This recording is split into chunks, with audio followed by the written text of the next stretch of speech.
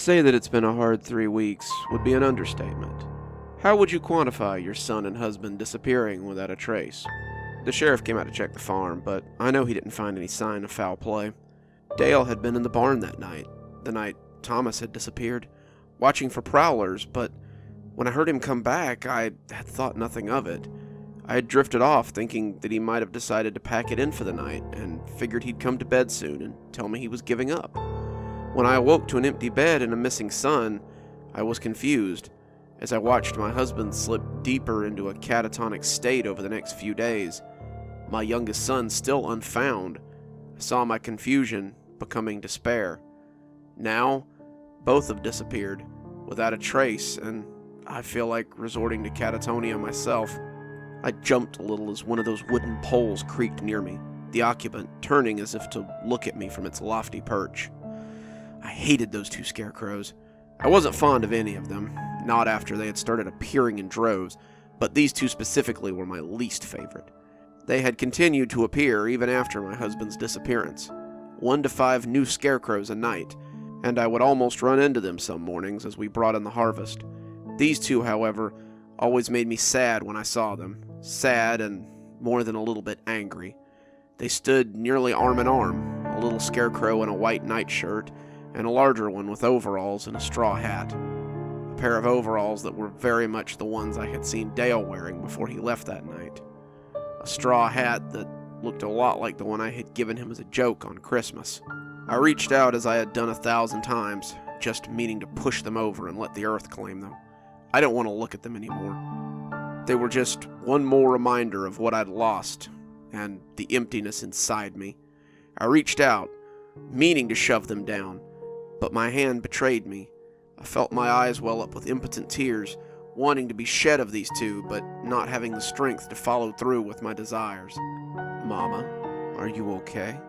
I jumped and turned to find Greg coming up behind me.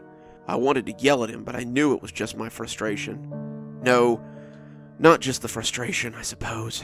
I was upset with my suddenly unhelpful son. Greg had been so odd the last few weeks, disappearing for long stretches of time before popping up unexpectedly. When my husband had expressed this concern, I had told him that this was just how boys his age were. Now that it was just the 3 of us, however, it was becoming unnerving. He seemed to be getting very good at cropping up when I least expected it.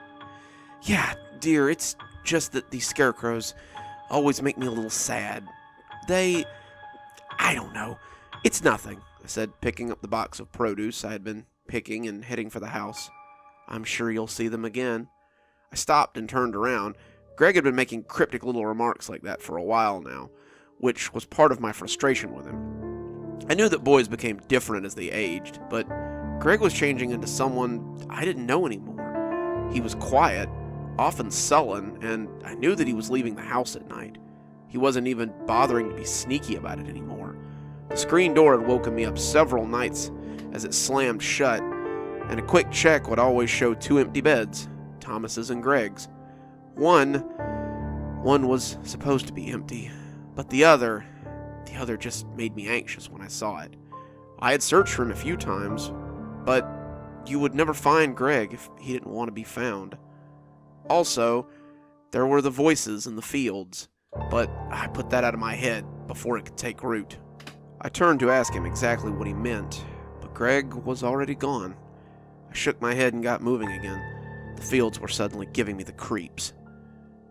Bradley and I loaded the vegetables into the truck, Greg not coming out of the field as usual.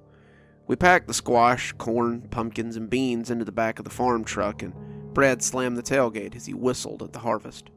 Despite our losses, it had been a good harvest this year.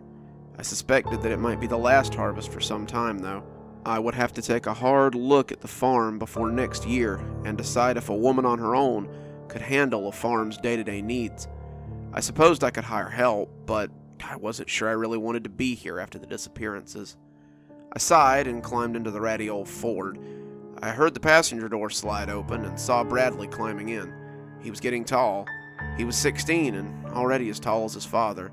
I was glad for him these days, but I put a hand out as he tried to climb in and told him to stay here. He said he wanted to come with me, and I could read the fear in his voice clear enough. What he meant was he didn't want to stay here with Greg.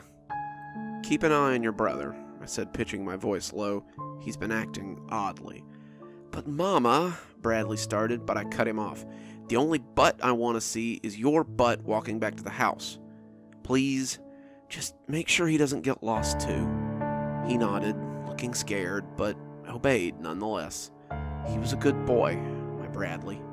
As I pulled away, I prayed this wouldn't be the last time I saw those two. As the fields passed the window, enveloping the road on either side, I kept my eyes forward. They had been playing tricks on me lately, and I wasn't in the mood for it today. I had seen faces in the fields, faces amongst the corn and beans that were hunkered down like ambushers.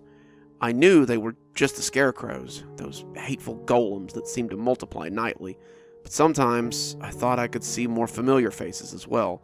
I had seen the owner of the apothecary, the bartender at the Cloudy Schooner, the man who sold produce at a stand near the corner, Dale and Thomas as they stood amongst the swaying sea, hand in hand. I had stopped the first time I'd seen their faces, the two of them standing amongst the corn as it swayed in the early autumn breeze. I had leapt from the car and nearly tripped over the wooden fence as I bolted into the field. The corn was high, and it whipped at me as I ran towards them. I could see someone moving through the stalks, but despite my best efforts, I couldn't catch them. When Greg found me crying out there, the corn swaying around me as I wept, he just led me back to the house as Bradley went to drive the truck back. I had stopped looking at the corn after that. As I drove, I felt the tears welling up. That had been almost 2 weeks ago, back when I still thought there might be hope of my husband and son coming back. When I woke that first morning, I had honestly just thought that my husband had gone out to start farm chores, maybe finally coming out of his funk. After searching the house, the barn, both boys helping me search the fields, I knew something was wrong, though. The truck was still there, so I knew he hadn't gone into town. His fishing pole was still there, so I knew he hadn't gone to the fish pond. Never mind that it was the wrong season for it. He wasn't anywhere. He was just gone, and I was unsure how to process this so closely on the heels of Thomas's disappearance. The sheriff had come out again, searching the same ground we had already searched. In the end, though, he had said he would post Dale's picture with the others and keep an eye out for him. It seemed that he and Thomas weren't the only people to just go missing without a trace in this town. I pulled up to the feed store, wiping my eyes as I got out and waved at Fred. Fred's been buying our produce for years, but I've only recently had to have a hand in this part of the process. Dale had always handled the sales, handling the money, making the deals, and I had simply kept the house and raised the children. I was unprepared for widowhood, but my daddy had taught me enough about farming to get the crops in, and enough about dealing with people like Fred not to lose my shirt in the deal. As I left the store, I couldn't help but glance at the missing posters on the bulletin board, their fragile bodies pushed by the wind. It smelled like rain. It smelled like rain a lot these days, and I found myself gripping the poster of Dale and Thomas tightly. It wasn't even the newest. 3 kids from the local high school had gone missing a few days ago. High school kids could sometimes be counted as runaways, but many of these people were adults, people with families, businesses, and positions of status. Before these 3, the mayor's secretary had gone missing, the fire captain a few days before her, and even the owner of the general store had locked up and never come back.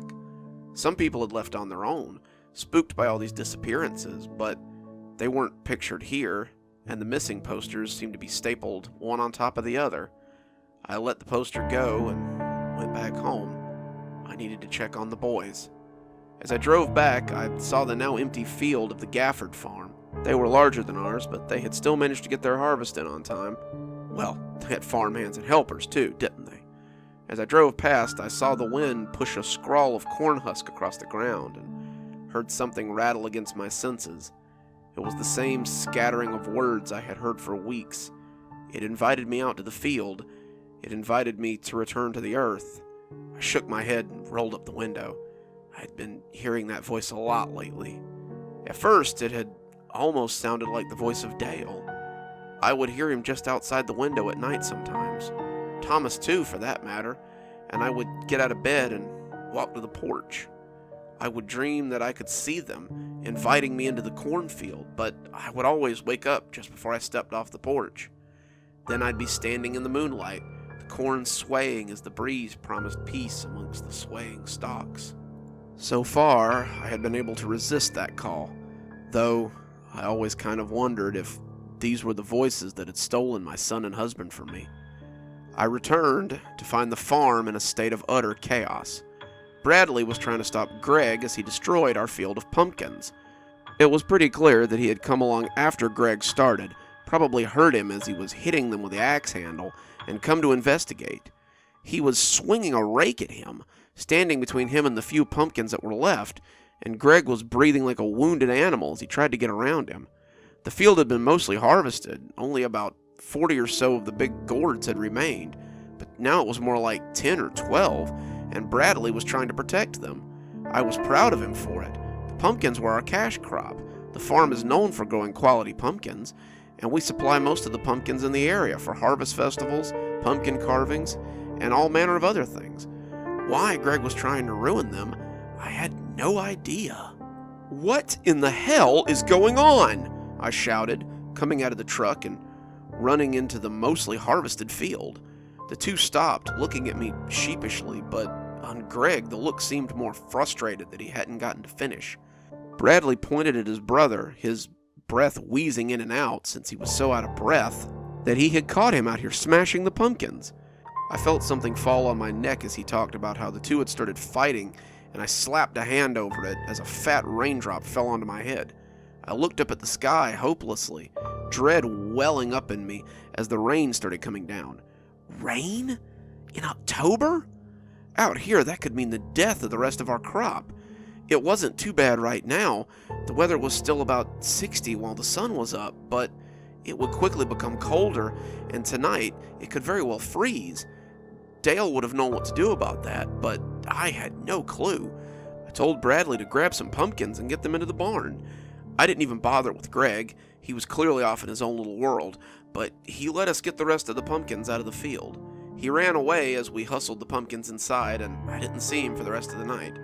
Brad and I tried to get some of the squash and the beans in too, but it was getting dark, and we were both soaked to the bone. I looked for Greg as we ran inside. The rain was really coming down now, as the angry clouds blocked out what little sun we had left. When I realized that he wasn't inside either, I turned to go back for him. Bradley grabbed my arm as I tried to leave, though, and shook his head. He didn't say anything, but his face was so nakedly afraid that I almost couldn't bear to leave him. Greg, however, was also my son, and he needed me too. I stood on the porch and called Greg's name, my words disappearing into the wind. As I stood on the porch, I heard the wind pushing the voice of something to me. It was a voice I had heard much too often lately. It promised me peace, safety, and rest eternal if only I would come to the field. The stalks parted, stalks that should not have been there, and suddenly I was seeing them again. Dale held Thomas in his arms, Thomas asleep in his nightshirt as it fluttered in the wind. Greg stood with them, beckoning me as the three stood framed in the hazy moonlight, the rain still falling in sheets around them. They called me, begged me to come to them, and I suddenly felt my resolve wavering as my family stood ready to embrace me. I took a step forward. They seemed to grow excited, the rain bothering them not at all, as they waved and called me over. The boards creaked as I took another step. They all seemed to take a step backwards into the corn, and I felt the anxiety well up inside me. The rain was cold on my arms as I stepped onto the porch steps. I heard the door open then, and I didn't stop until Bradley called my name. "Mama, please come back. Don't leave me too." I stood in the muddy yard for a moment before turning around and heading back inside. I looked back only once. Hopefully I have the strength to refuse tomorrow as well. But I don't know. Good evening, everyone. It's me, Dr. Plague. Thank you so much for joining me for tonight's reading. I hope you're enjoying the Towesy Homestead series. This is part 4, so you can expect 4 more parts. With only 4 more days till Halloween, it's prime spooky season. So, let's see if we can't thank some of our spooky skeletons we've got in the wings. Thanks to Leslie Lou Riddle for being one of our Spooky Skeleton tier contributors. Thanks, Leslie. We just couldn't do it without you. Hey, you too can join our Spooky Skeleton army. It's only 1 strong now, but it could be bigger. Come on down to Patreon and join our Spooky Skeleton tier if you'd like your name read out at the end of every video and every TikTok video. Or just come back tomorrow for part 5. We'd love to see you. And as always, thanks for joining us. Dr. Plague, signing off. Have a wonderful evening.